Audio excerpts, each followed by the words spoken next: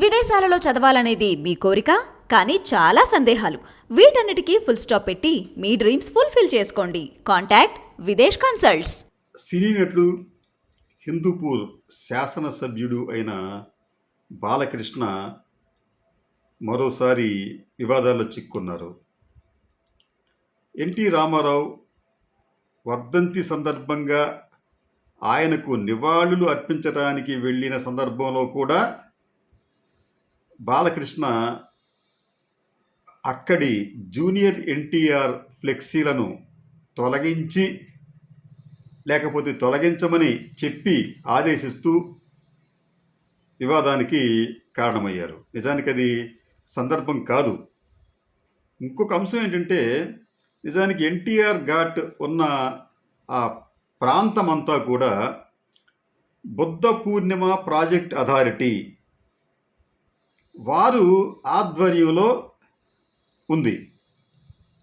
అంటే తెలంగాణ ప్రభుత్వం ఏర్పాటు చేసిన బుద్ధ పూర్ణిమ ప్రాజెక్ట్ అథారిటీ ఆ ఎన్టీఆర్ ఘాట్ ప్రాంతాన్నంతటినీ కూడా పర్యవేక్షిస్తోంది.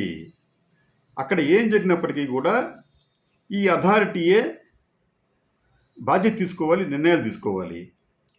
అక్కడ ఫ్లెక్సీలు పెట్టాలన్నా, ఫ్లెక్సీలు తొలగించాలన్నా ఈ అథారిటీ మాత్రమే చేయాలి. కానీ బాలకృష్ణ గారు అదేదో తన సొంత ప్రాంతమైనట్లుగా భావించి అక్కడి ఫ్లెక్సీలను తొలగించాలంటూ తన అనుచరులకు ఆగ్రహంతో ఆదేశాలు జారీ చేశారు. నిజానికి బాలకృష్ణకు ఎందుకు అంత ఎలర్జీ జూనియర్ ఎన్టీఆర్ అంటే బాలకృష్ణకి ఏమైనా వెన్నులో వణుకు పుడుతుందా? బాలకృష్ణ భవిష్యత్తులో రాజకీయాల్లోకి వస్తే తన అల్లుడికి ఏమైనా ఇబ్బంది కలుగుతుందా? ఎందుకు బాలకృష్ణ ఇటువంటి దుందుడుకు పనులకు పాల్పడుతున్నారు? ఈ విషయాన్ని మనం పరిశీలించే ముందు ఒక్కసారి బాలకృష్ణ తీరును చూస్తే ఆయన వైఖరి కుల దురహంకారంతో ఉండటమే కాకుండా స్త్రీలను అవమానపరిచే విధంగా కామెంట్స్ చేయటంలో కూడా ఆయన అనేక విమర్శలు పాలయ్యారు. కుల దురహంకారం అని ఎందుకు అలా అనాల్సి వచ్చిందంటే, ఆయన తరచుగా మా బ్లడ్ వేరు, మా బ్రీడ్ వేరు అని చెప్పటం, స్త్రీకి సంబంధించి ఆయన చేసిన అనుచిత వ్యాఖ్యలు జనాన్ని చూస్తే బహుశా ఆయన తెచ్చిపోతుంటాడేమో. అందుకనే ఒక సినీ ఫంక్షన్లో ఆయన ఏమంటాడంటే, అందమైన అమ్మాయి కనిపిస్తే చూస్తూ ఊరుకుంటారా, ముద్దు పెట్టండి లేకపోతే కడుపు చేయండి అని చెప్పి అంటాడు. మరో సందర్భంలో ఆయన ఒక చిన్న గాయమై హాస్పిటల్కి వెళ్ళినప్పుడు ఆయన ఒక నర్సును ఉద్దేశించి ఆయన అన్న మాటలు, దీనమ్మ భలే ఉంది ఆ నర్స్, దీనమ్మ భలే ఉంది ఆ నర్స్ అని కామెంట్ చేయటం, అదే కామెంట్ని పబ్లిక్ ఫంక్షన్లో కూడా రిపీట్ చేయడంతో అదొక పెద్ద వివాదంగా మారింది. అంటే వాచాలత, తన ఇష్టం వచ్చినట్టు మాట్లాడే ఒక విధానం, దాన్ని ఇంకా చెప్పాలంటే ఒక అహంకారపూరితమైన వైఖరి. దీంతో పాటు జూనియర్ ఎన్టీఆర్కి సంబంధించి కూడా బాలకృష్ణ ఎప్పుడు ఒక సానుకూల ధోరణితో ఉన్నట్టుగా లేదు. ఒకానొక దశలో అయితే జూనియర్ ఎన్టీఆర్ చంద్రబాబు నాయుడు అరెస్ట్ని ఖండించలేదు కదా అంటే ఐ డోంట్ కేర్ అని అనటం, మరో సందర్భంలో ఎవరైతే నాకేంటి నేనేం పట్టించుకోను అంటాం. ఇవన్నీ చూస్తూ ఉంటుంటే జూనియర్ ఎన్టీఆర్ని మొత్తం ఎన్టీ రామారావు గారి మిగతా కుటుంబ సభ్యులందరూ కూడా దూరంగా ఉంచుతున్నారు. అది భయం వలన, ఎలర్జీ వలన తెలియదు. కానీ ఇక్కడ మనం పరిశీలించాల్సిన ఇంకొక అంశం కూడా ఉంది. ఎందుకు junior NTR rest of the ఫ్యామిలీకి దూరం అవుతున్నారు అంటే, జూనియర్ ఎన్టీఆర్కి మిగతా వారికి ఉన్న తేడా ఏమిటంటే, జూనియర్ ఎన్టీఆర్ ఒక స్వయం ప్రకాశం ఉన్న వ్యక్తి. స్వశక్తితో అతను సినిమా రంగంలో నిలదొక్కున్నాడు. కానీ మిగతా వాళ్ళందరూ కూడా ఎన్టీ రామారావు గారి కనుసన్నల్లో ఛాయలో ఎదుగుతూ వచ్చారు. జూనియర్ ఎన్టీఆర్ ఎప్పుడూ కూడా నిగ్రహం కోల్పోయి మాట్లాడలేదు, ఎవరిని కించపరచలేదు. 2009 ఎన్నికల సందర్భంగా జూనియర్ ఎన్టీఆర్ తెలుగుదేశం పార్టీకి అపారమైన సేవ చేశారు. అనేక బహిరంగ సభల్లో ఆయన అద్భుతంగా మాట్లాడి టీడీపీకి కొంతమేర సానుకూల వాతావరణం కలిగేలా వ్యవహరించారు. అంటే రాజకీయంగా కూడా జూనియర్ ఎన్టీఆర్ భవిష్యత్తులో ఎమర్జ్ అయ్యే అవకాశం ఉంది ఒక నాయకుడిగా అనే ప్రమాదం కూడా బహుశా వీళ్ళు గమనించి ఉంటారు, మిగతా ఫ్యామిలీకి సంబంధించిన వాళ్ళంతా కూడా. అయితే మరి హఠాత్తుగా ఎందుకు జూనియర్ ఎన్టీఆర్ని వీరంతా బయట పెట్టారు అంటే దీనికి ఒక సంఘటన ఉంది. అది యథార్థమైన సంఘటన, దానికి ప్రత్యక్ష సాక్షులు కూడా ఉన్నారు. 2009 ఆయన ప్రమాదం తర్వాత జూనియర్ ఎన్టీఆర్ కోలుకొని తర్వాత తన మిత్రులతో కలిసి ఈ జూబ్లీ హిల్స్ ప్రాంతం వెళుతూ ఉండగా ఆయన అక్కడ ఉన్న మన ఎన్టీఆర్ ట్రస్ట్కి సంబంధించి లేకపోతే పార్టీ కార్యాలయం మీదుగా వెళుతూ ఉండగా ఆయన కారులో తనతో పాటు ఉన్న మిత్రులకి ఆ కార్యాలయం చూపిస్తూ అది ఏనాటికైనా నాకే సొంతం అవుతుంది అని కామెంట్ చేశారు. సరే, అది అక్కడితో అయిపోలేదు ఆ గోల.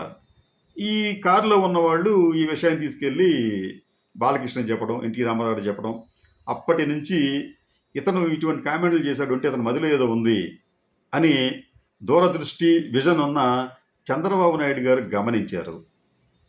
అదే సమయంలో లోకేష్ని ప్రొజెక్ట్ చేయటం, ఆయనకి ఎటువంటి రాజకీయ అర్హత లేకపోయినప్పటికీ కూడా ఇక్కడ ఒక గ్రామ వార్డు సర్పంచ్గా కూడా గెలవలేకపోయినా చంద్రబాబు నాయుడు తన కుమారుణ్ణి పెద్దల సభకు పంపించడం, తర్వాత కీలకమైన మంత్రి పదవులు అప్పచెప్పడం చేశాడు. అది కూడా వెంటనే చేశాడు, ఎక్కువగా టైం కూడా తీసుకోకుండా. అంటే ఎక్కడో ఏదో ఆయనకి కొంత చంద్రబాబు నాయుడు గారికి కొంత భయం ఆందోళన కలిగిందేమో జూనియర్ ఎన్టీఆర్ని చూస్తే. ఆ తర్వాత నుంచి జరిగిన పరిణామాల్లో జూనియర్ ఎన్టీఆర్ని పూర్తిగా పక్కన పెట్టడం ప్రారంభించారు.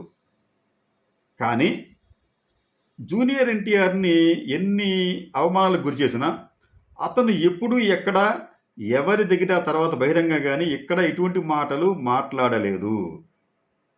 అతను డిగ్నిటీగా ఉంటూ తన పనేదో తాను చేసుకుంటూ వెళ్తున్నాడు తప్ప ఎక్కడ రెచ్చిపోలేదు. అది అతని దగ్గర ఉన్న ఒక మంచి క్వాలిటీగా మనం భావించాలి. ఒకవేళ అతను రాజకీయాల్లోకి వస్తే ఖచ్చితంగా లోకేష్కి ఇబ్బందిగా మారతాడనే భావన ఆయన తండ్రి గారైన చంద్రబాబుకి, మామగారైన బాలకృష్ణకి ఉండి ఉంటుంది.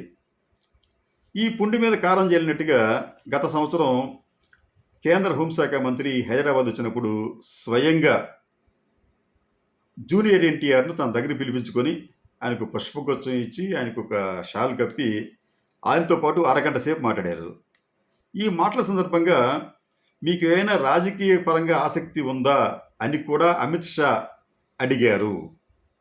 అడిగినప్పుడు బాలకృష్ణ ప్రస్తుతానికి తనకు అటువంటి ఆలోచన ఏమీ లేదని చెప్పి తెలివిగా వ్యవహరించి అక్కడి నుంచి ఆయన బయటకు వచ్చాడు. అంటే జూనియర్ ఎన్టీఆర్ దగ్గర ఒక రాజకీయ నాయకుడిగా ఎదగటానికి అవకాశాలు ఉన్నాయి అని భారతీయ జనతా పార్టీ కూడా భావించింది. ఆ భావన అనేది ఎన్టీ రామారావు ఫ్యామిలీకి ఖచ్చితంగా కలవరపరిచే అంశంగానే ఉంటుంది. రెండోది, ఈ రోజున జూనియర్ ఎన్టీఆర్ అనే ఆయన ఎన్టీ రామారావుకు సంబంధించి రాజకీయ సినీ రంగ వారసుడిగా కూడా ఎమర్జ్ అవ్వటానికి ఆస్కారం ఉంటుంది. ఇప్పటికే సినీ రంగంలో ఎన్టీఆర్ వారసుడిగా జూనియర్ ఎన్టీఆర్ తన మార్కును చూపించాడు. ఆయన ఒక టాలీవుడ్ ప్రాంతం నుంచి జాతీయ స్థాయి నుంచి అంతర్జాతీయ స్థాయికి కూడా ఆయన ఆర్ఆర్ఆర్ సినిమా ద్వారా ఎదిగాడు. అంటే మల్టీ టాలెంటెడ్ పర్సనాలిటీగా ఆయన ఉన్నాడు. మీకు ఆర్ఆర్ఆర్ సినిమా ప్రమోషన్ సందర్భంగా వీరంతా ఆ సినిమాలో నటించిన వారంతా కూడా అమెరికా వెళ్ళినప్పుడు అక్కడ జూనియర్ ఎన్టీఆర్ అమెరికన్ న్యూస్ ఛానల్కి ఆంగ్లంలో ఇచ్చిన ఒక ఇంటర్వ్యూ అద్భుతంగా జరిగింది. అమెరికాలో కూడా ఆయనకి ప్రశంసలు వచ్చాయి. అదేమిటంటే ఈ తెలుగు ప్రాంతానికి చెందిన ఈ వ్యక్తి మన ఇండియన్స్కి సంబంధించిన వ్యక్తుల ఇంగ్లీష్ ఒక రకంగా ఉంటుంది, అమెరికన్ స్లాంగ్ మరో రకంగా ఉంటుంది. కానీ జూనియర్ ఎన్టీఆర్ అమెరికాలో అమెరికన్ స్లాంగ్లో ఆ ఇంటర్వ్యూ ఇచ్చి అమెరికా వీక్షకుల హృదయాలను కూడా దోచుకున్నాడు. అంటే దీని అర్థం జూనియర్ ఎన్టీఆర్ ఖచ్చితంగా స్టఫ్ ఉన్న వ్యక్తి అనే భావన ఉంది. అదేవిధంగా ఎన్టీ రామారావు గారి సినీ వారసుడిగా ఆయన ఎస్టాబ్లిష్ చేసుకున్నాడు.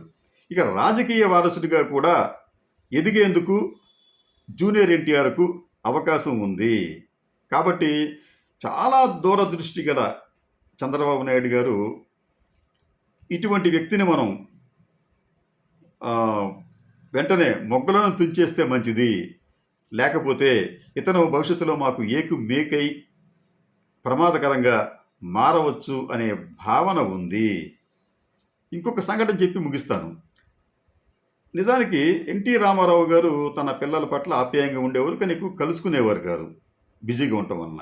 కానీ ఎన్టీ రామారావు గారు తన కొడుకు హరికృష్ణకు చెప్పి జూనియర్ ఎన్టీఆర్ని పిలిపించుకొని తన ఒళ్ళో కూర్చోబెట్టుకొని నీ పేరు అంటే అతని పేరు మొదట్లో తారకరత్న అని ఉంటే, నీ పేరు తారకరత్న కాదు, ఇక నుంచి అతన్ని ఎన్టీ రామారావు అని పిలవండి అని చెప్పాడు. అంటే ఆయనలో కూడా